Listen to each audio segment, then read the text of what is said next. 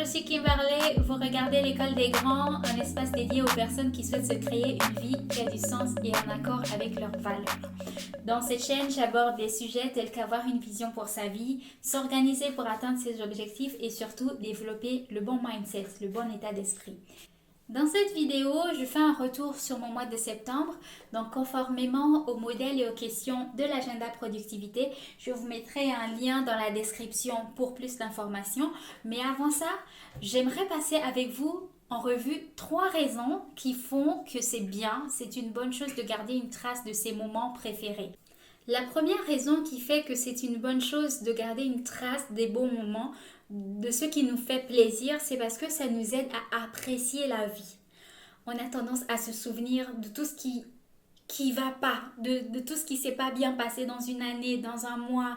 On a tendance à rester concentré sur le négatif alors qu'il y a plein de choses qui peuvent nous rendre heureux, qui peuvent nous donner de la joie. Et d'ailleurs, on rigole souvent, mais on ne tient pas compte, on ne prend pas en considération ces moments-là parce que on se dit ce sont des moments voilà comme ça. Mais le fait de garder une trace des bonnes choses, ça nous aide à nous dire que finalement tout n'est pas noir et que voilà, il y a des bonnes choses et même si on ne va pas aux Bahamas pour, je sais pas, à l'autre bout du monde pour les vacances, même si on ne roule pas en Ferrari, mais il y a tellement de choses.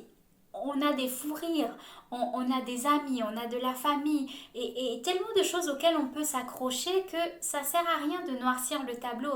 Et si on vous demande comment s'est passée l'année, de ne pas juste dire ouais ça va, mais vraiment de prendre en considération tous les petits moments en fait qui nous ont fait plaisir et de s'en souvenir, de les garder en mémoire.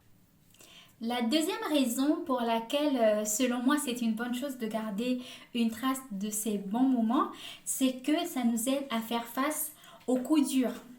C'est-à-dire lorsque la vie frappe, lorsque les choses ne se passent pas comme on a envie, comme on souhaite, c'est-à-dire qu'on n'a pas les résultats qu'on espère, ça nous aide à prendre de la hauteur.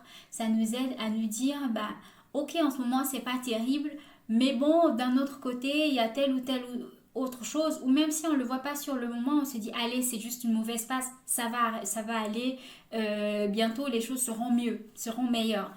Donc, si vous ne prenez pas le temps de vous dire, hey, j'ai bien aimé ce petit moment, vous n'allez pas chercher en fait à le reproduire. La troisième raison, c'est que c'est une opportunité en fait de tirer des leçons. C'est une opportunité de prendre du recul, comme je le disais juste avant. C'est une opportunité de se dire, ok, j'ai vécu une bonne expérience. Comment je peux faire pour la reproduire? Comment je peux faire pour attirer plus de cet événement dans ma vie? Plus de ce genre de sentiments? Plus de choses dans ce genre? Si ce sont des objets par exemple, comment je peux faire? Ou si vous trouvez que vous avez moins de moments favorables, moins de moments intéressants, peut-être vous pouvez réfléchir et vous dire il y a peut-être quelque chose que vous faites différemment. Qu'est-ce que vous pourrez faire pour revenir à ces états-là? Revenir à ces moments de joie, revenir à ces relations harmonieuses, revenir à ces fous rires.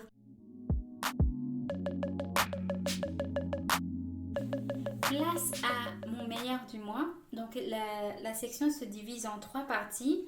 La première, c'est autour de la question quels ont été les moments phares de ce mois.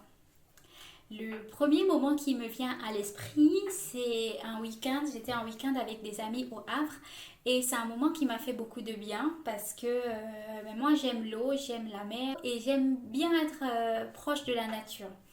Et le fait d'aller là en week-end, même si c'était pas très long et que je n'ai pas pu me baigner parce que l'eau est hyper froide au Havre, voilà.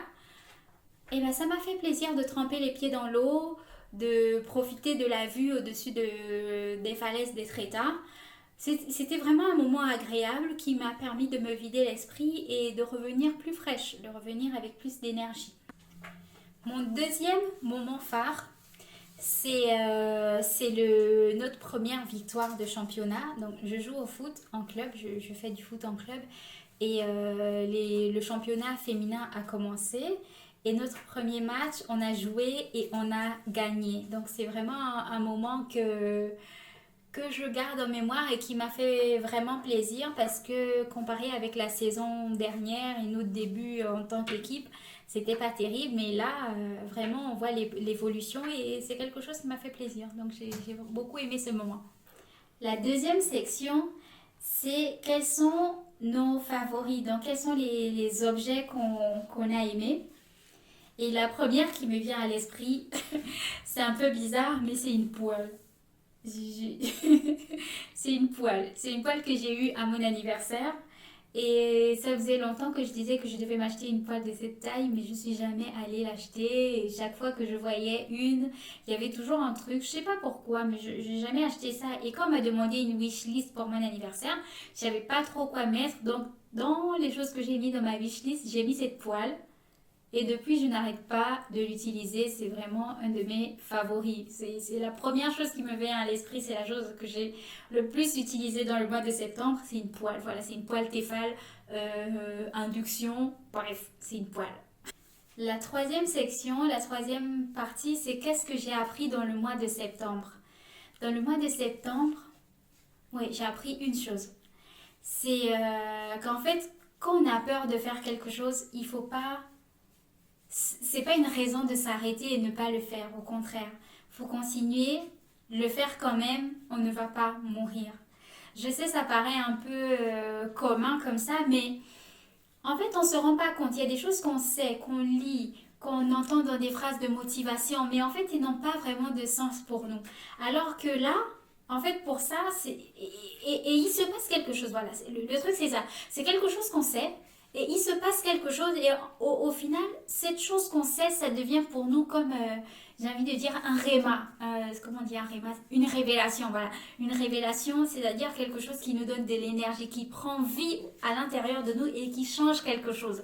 Et ça, c'est vraiment la phrase qui est revenue, c'est que tu ne vas pas mourir, tu ne vas pas mourir. Et chaque fois, j'avais quelque chose qui revenait, le verset qui revenait dans ma tête, fortifie-toi seulement et prends courage. Mais c'est vraiment, du coup, j'ai envie de dire, c'est vraiment la leçon que j'ai apprise, qui m'a marquée pendant tout le mois de septembre. Voilà, je vais pas trop m'étaler dessus. Peut-être je vais faire une autre vidéo dans ce sens, vraiment sur le fait de ne pas hésiter à aller au-delà de sa peur, ne pas hésiter à tenter des choses qui nous font plaisir, mais pour lesquelles on est encore réticent. Voilà, ne pas hésiter à le faire. Ça sera l'objet d'une autre vidéo. Je ne vais pas m'étaler dessus aujourd'hui.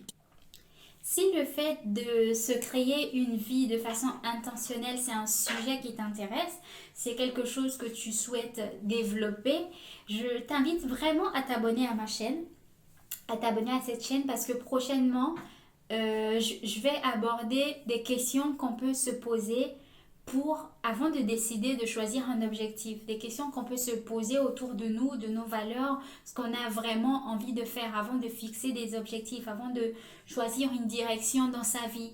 Qui sommes-nous? C'est qui la personne qu'on a envie d'être? Voilà, ce genre de choses. Je vais en parler dans les prochaines vidéos. Donc, si c'est vraiment un sujet qui t'intéresse, je t'invite à t'abonner à la chaîne et à activer les notifications pour ne pas que la vidéo soit perdue dans le flux de tout ce qui se passe sur YouTube. Voilà. Aussi, n'hésite pas à me suivre sur Instagram. Mon Instagram, c'est Kim Poba. Et voilà, c'est tout pour cette vidéo et je te dis ciao!